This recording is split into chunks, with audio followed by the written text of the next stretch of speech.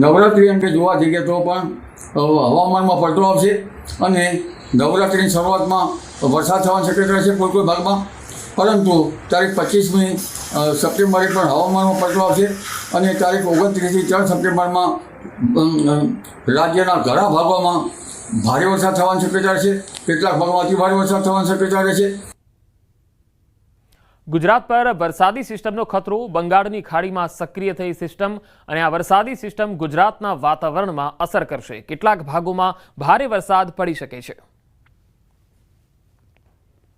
Bengal ઉપસાગરની system અને અરબ સાગરનો ભેજના અરબ સાગરની system રાજ્યના ઘણા ભાગોમાં ભારે વરસાદ કોઈ ભાગમાં અતિ ભારે વરસાદ લઈને આવી રહ્યું હોય તેમ જણાય છે। તો દક્ષિણ ગુજરાતમાં મોટો ખતરો મંડરાયો। દક્ષિણ ગુજરાતમાં ભારે વરસાદની આગાહી છે। સુરતના ભાગોમાં આફતનો વરસાદ પડી શકે। 29 સપ્ટેમ્બરથી 3 ઓક્ટોબર સુધી ગાજવીજ સાથે વરસાદની શક્યતા। દરિયાકાંઠાના વિસ્તારમાં ભારે વરસાદ ખાબકી શકે છે। દક્ષિણ સૌરાષ્ટ્રના ભાગો, સુરતના ભાગો તેમજ ઉત્તર ગુજરાતના ભાગો, મધ્ય ગુજરાતના ભાગો, પૂર્વ ગુજરાતના ભાગો અને દેશના અધિકતર ભાગોમાં આફતરૂપ વરસાદ થવાની શક્યતા રહેશે અને ગુજરાતના ભાગોમાં પણ લગભગ 29 સપ્ટેમ્બરથી 3 ઓક્ટોબર વચ્ચે ગાજવીજ સાથે કેટલાક ભાગમાં ભારે તો લગભગ દરિયાકિનારાના ભાગોમાં અતિ ભારે વરસાદ થવાની શક્યતા રહેશે। નર્મદા ડેમની સપાટીમાં વધારો થયો છે। ઉપરવાસમાંથી 1,77,425 ક્યુસેક પાણીની આવક છે। હાલ નર્મદા ડેમની સપાટી 137.01 મીટરે પહોંચી। સિઝનમાં પહેલીવાર નર્મદા ડેમની સપાટી 137 મીટર પાર થઈ। ડેમના 10 ગેટ ફરી એકવાર ખોલવામાં આવ્યા છે। નર્મદા નદીમાં 74,227 ક્યુસેક પાણીની જાવક છે। ડેમની સપાટીમાં 24 કલાકમાં 31 સેન્ટીમીટરનો વધારો થયો છે। નર્મદા ડેમની મહત્તમ સપાટી 138.68 મીટર છે। ડેમ મહત્તમ સપાટીથી માત્ર 1.67 મીટર દૂર છે, એટલે કે બાકી છે। નર્મદા ડેમ 94% ભરાઈ ચૂક્યો છે। ઉત્તર પ્રદેશના મથુરાના સદર બજાર પોલીસ સ્ટેશન વિસ્તારમાં એક મહિલાએ હાઈ વોલ્ટેજ ડ્રામા શરૂ કર્યો। તેણે પોતાના મહત્વપૂર્ણ દસ્તાવેજો ફાડી નાખ્યા, જેના કારણે વિસ્તારમાં અરેરાટી વ્યાપી ગઈ। લોકોએ પોલીસને જાણ કરી। માહિતી મળતા જ પોલીસે મહિલાને સમજાવવાનો પ્રયાસ કર્યો, પરંતુ મહિલાએ હોબાળો ચાલુ રાખ્યો। પૂછપરછ દરમિયાન તેણે ખુલાસો કર્યો કે તેના પરિવારના સભ્યો તેના દુશ્મન બની ગયા છે, જેનાથી તેના જીવન અને સંપત્તિને ખતરો છે, જેના કારણે તે ગુપ્ત રીતે વૃંદાવન આવી હતી। મહિલાનો આરોપ છે કે તેના પતિની સાથે તેના ભાઈઓ પણ તેની પાછળ છે અને તેને તેમનાથી ખતરો છે, તેથી તેનો પીછો કરી રહ્યા હતા। ઘણી મહેનત અને સમજાવટ બાદ પોલીસે મહિલાને પોતાની કસ્ટડીમાં લીધી અને આ મામલાની તપાસ ચાલી રહી છે। હિમાચલ પ્રદેશના કિન્નૌર જિલ્લાના તરંડા પંચાયતના તાચ ગામમાં રાત્રે વાદળ ફાટવાની ઘટના બની। વાદળ ફાટવાથી પૂર આવ્યું, જેના કારણે વ્યાપક નુકસાન થયું। આ તસવીરો તમે જોઈ શકો છો। પૂરના કારણે 2 વાહનો પણ તણાઈ ગયા। અનેક ઘરો અને બગીચાઓને નુકસાન થયું। વહીવટી તંત્રએ રાહત અને બચાવ કામગીરી હાથ ધરી છે। તો હિમાચલના અનેક વિસ્તારોમાં આ પ્રકારે વાદળ ફાટવાની ઘટનાને કારણે અને ભૂસ્ખલન થવાના કારણે અનેક માર્ગો જે છે એ બાધિત થયા છે। પૂર જેવી પરિસ્થિતિનું નિર્માણ થયું છે। વાદળ ફાટવાના કારણે જનજીવન અસ્તવ્યસ્ત થયું। ઉત્તરકાશી, ચંબા અને ઋષિકેશ રાષ્ટ્રીય ધોરીમાર્ગ 3 દિવસ બંધ હતો, ત્યારે બીઆરઓએ ફરી તેને નાના વાહનો માટે ખોલ્યો છે। વધુમાં ઉત્તરકાશી, સુવાખોલી, મોરિયાણા, મસૂરી મોટરવે 3 દિવસ પછી નાના વાહનો માટે ફરીથી ખોલવામાં આવ્યો। મોટા વાહનો માટેના રૂટ હજુ પણ બંધ છે, પરંતુ નાના વાહનો માટે રૂટ ખોલવાથી મુસાફરો અને ઉત્તરકાશીના રહેવાસીઓને મોટી રાહત મળી છે। ઝારખંડના રામગઢના પારસાડીહ અને ડુમરડીહ વિસ્તારમાં છેલ્લા 5 દિવસથી હાથીઓએ આતંક મચાવ્યો।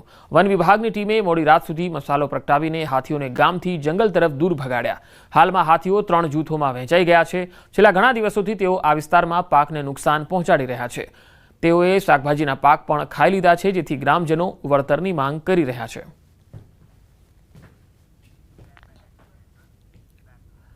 વડોદરામાં પાણીપુરી માટે તાઇફો થયો। શહેરના સુરસાગર પાસે બની વિચિત્ર ઘટના।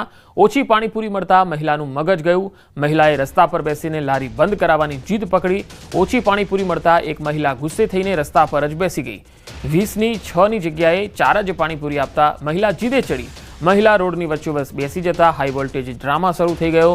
મહિલાની જીદે પોલીસને પણ દોડતી કરી દીધી। પોલીસે ઘટનાસ્થળે પહોંચી મહિલાને મહા મુસીબતે સમજાવી। આખરે પાણીપુરીવાળા અને મહિલા વચ્ચે સમાધાન કરાવાયું।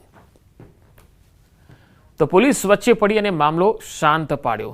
એક પાણીપુરી ખાવાની બાબતે હાઈ વોલ્ટેજ ડ્રામા સર્જાય છે. એક મહિલા તમે જોઈ શકો છો કેવા પ્રકારનો ડ્રામા કરી રહી છે. રસ્તા ઉપર બેસીને ઓછી પાણીપુરી મળી એટલે મહિલાનું મગજ ગયું અને આ મહિલા રસ્તા ઉપર બેસીને વિરોધ કરવા લાગી, હોબાળો મચાવવા લાગી. પોલીસને આવવું પડ્યું અને સમજાવટ કરવી પડી. આ પ્રકારની સ્થિતિ, આ પ્રકારની માનસિકતા કેવી રીતે થઈ રહી છે એ પણ મોટો સવાલ છે. વડોદરાથી સંવાદદાતા હાર્દિક દીક્ષિત જોડાયા છે. હાર્દિક, આખરે 4 પાણીપુરી 6ની જગ્યાએ 4 પાણીપુરી આપી, એમાં મહિલાને એવું તો શું થઈ ગયું, શુરાતન થયું કે રોડ ઉપર જ બેસીને આવો વિરોધ કરવો પડ્યો, હાઈ વોલ્ટેજ ડ્રામા કરવો પડ્યો? બિલકુલથી પંકજ, આપણે જાણીએ છીએ કે મહિલાઓ આમ તો પાણીપુરી ખાવાની ખૂબ શોખીન હોય છે, પરંતુ આ જે મહિલાનો શોખ છે, આ શોખ જે છે તે આસપાસના લોકોને અને પોલીસને ભારે પડી ગયો હતો. કારણ કે આ મહિલા જીદે ચડી ગઈ હતી કે પાણીપુરી વાળાએ તેને 2 પાણીપુરી ઓછી આપી છે. જ્યાં સુધી તે બીજી પાણીપુરી નહીં આપે ત્યાં સુધી તે રસ્તા પરથી ઊભી નહીં થાય. ત્યારે દ્રશ્યોમાં પણ જોઈ શકાય છે કે સુરસાગર જે રોડ છે એ ટ્રાફિકથી ધમધમતો રોડ છે અને ત્યાં વચ્ચોવચ્ચ જ મહિલા જે છે તે બેસીને રડવા માંડે છે અને ત્યારબાદ બૂમ કરવા માંડે છે. લોકોએ સમજાવવાનો પ્રયત્ન કર્યો ત્યારે મહિલાએ જે છે તે પાણીપુરી વાળાની જે લારી છે તેનો સામાન વેરવિખેર કરવાનો પણ પ્રયત્ન કર્યો હતો. સ્થાનિક લોકો છે તેમના દ્વારા પોલીસ કંટ્રોલ રૂમમાં જાણ કરાઈ. રાવપુરા પોલીસ સ્ટેશનનો સ્ટાફ ઘટના સ્થળે પહોંચ્યો, મહિલાને ખૂબ સમજાવી. ત્યારબાદ મહિલા બીજી જીદે ચડી હતી કે જ્યાં સુધી પાણીપુરી વાળાની લારી ત્યાંથી હટાવો નહીં, ત્યાં સુધી હું આ સ્થળ નહીં છોડું. પોલીસે સમાધાન કરવા માટે આ લારી જે છે તે થોડા સમય માટે દૂર કરાવી હતી. ત્યારે મહિલાએ પાણીપુરી વાળાને ધમકી આપી હતી અને પોલીસને પણ કહ્યું હતું કે જો આ લારી ફરી વખત અહીંયા મને ઉભેલી દેખાશે તો પછી જોવા જેવી થશે. એટલે ચોક્કસથી આ માનસિકતા છે તેની સામે આ સવાલ જે છે તે ઉભા થઈ રહ્યા છે. અને અત્યારે આ જે હાઈ વોલ્ટેજ ડ્રામા સર્જાયો હતો તેનો વિડીયો જે છે તે સોશિયલ મીડિયામાં ખૂબ જ ઝડપથી વાયરલ થઈ રહ્યો છે. પંકજ જી હાર્દિક, આભાર માહિતી આપવા માટે. તો આ ગજબની માનસિકતા છે કે ઓછી પાણીપુરી આપી અને પછી ડ્રાઈવર જે મહિલા છે એ ડ્રામા કરવા લાગી જાય છે, રસ્તા ઉપર બેસીને રડવા લાગી જાય છે. આ વિચિત્ર માનસિકતા છે.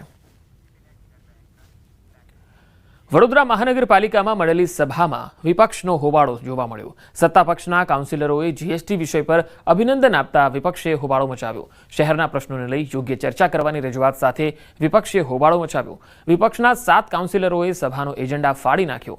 મેયરે સભામાંથી ચાલતી પકડતા વિપક્ષે ઘેરાવ કર્યો. મેયર પિંકીબેન સોની સામે વિપક્ષે રોષ વ્યક્ત કર્યો. છેલ્લા કેટલાય સમયથી શોક ઠરાવો વચ્ચે પાલિકામાં નથી મળી રહી સામાન્ય સભા. જંગલના રાજા સિંહને એક શ્વાને હંફાવ્યો. જી હા, જૂનાગઢના પાતાપુરના આધાર સિમેન્ટ ફેક્ટરી પાસેનો આ બનાવ. આ તસવીરોમાં તમે જોઈ શકો છો. ફેક્ટરી નજીકથી રાત્રિના 9 વાગ્યાની આસપાસ એક સિંહ પસાર થાય છે. ફેક્ટરીમાં રહેલા શ્વાને સિંહ પાછળ દોટ લગાવી દીધી. શ્વાન ઊભો થઈને સિંહ પાછળ દોડ લગાવતા પણ તમે જોઈ શકો છો અને ત્યારબાદ સિંહ ભાગવા લાગે છે. ફેક્ટરીમાં રહેલા લોકો પણ શ્વાન અને સિંહનો આ નજારો જોતા જ રહી ગયા. કારણ કે સિંહને જોઈને તો ભલભલા ભાગી જતા હોય છે, પછી એ જાનવર હોય કે મનુષ્ય. પરંતુ અહીં તો શ્વાનને ભસતા અથવા શ્વાને જ્યારે દેકારો કર્યો ત્યારે સિંહ ભાગતા જોવા મળ્યો.